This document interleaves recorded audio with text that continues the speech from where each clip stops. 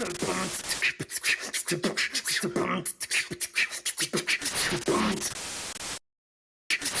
it okay if I ask you what are the guidelines when it comes to halal music? Is it okay to ask that?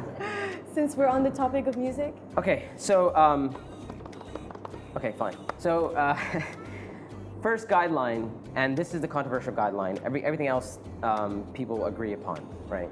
The majority of scholars, everyone is in agreement regarding everything else. The first thing is the issue of musical instruments. That's where there is, I don't like to say difference of opinion because, well, it is a difference of opinion, but you have like the vast majority of scholars on one hand, and then you have a minority that say musical instruments are permissible, right? But even the ones that say musical instruments are permissible, they have very, very strict conditions. Like, so for example, Imam al-Ghazali, rahimahullah, he's the one person in Islamic history who said musical instruments are permissible.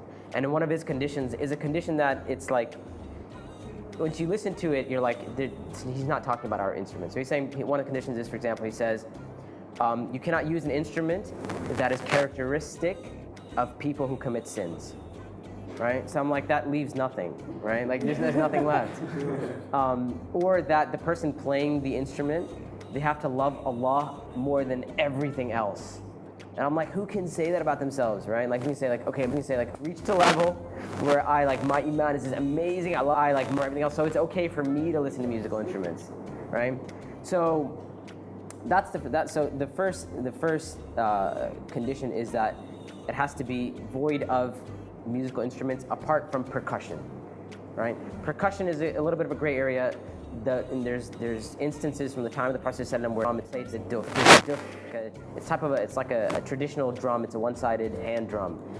Yeah. So the opinion that I hold is that if there are drums similar to that, like in your culture or whatever, those are halal. They're permissible. Many types of percussion, I don't have a problem with it. The drum set, I'm a little bit hesitant because it's just a too varied amount of sounds. It's like just way too much. But I would still rather somebody use a drum set and produce music rather than other musical instruments, right? So first condition, musical instruments, no go, right?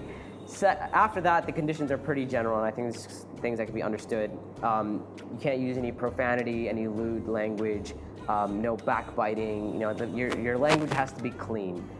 You can't have a negative message in your music. You can't, in the music, you can't have sinful acts being done. You cannot praise anything sinful. You cannot praise sinful people. The performance of the music should not have anything sinful in it. The type of music that you're playing should not be a music that will take over someone's heart. You know, these are general conditions, but I think that's like I know. But that's more the condition for listening to that type of music. Right. Where so you don't want to listen to even the halal music. You don't want to listen to the point where that's all you're doing, right? You're not listening to any Quran. You don't have time for salah and stuff. So that's where that condition comes. It's a whole different thing.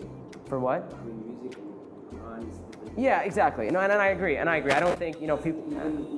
And I agree.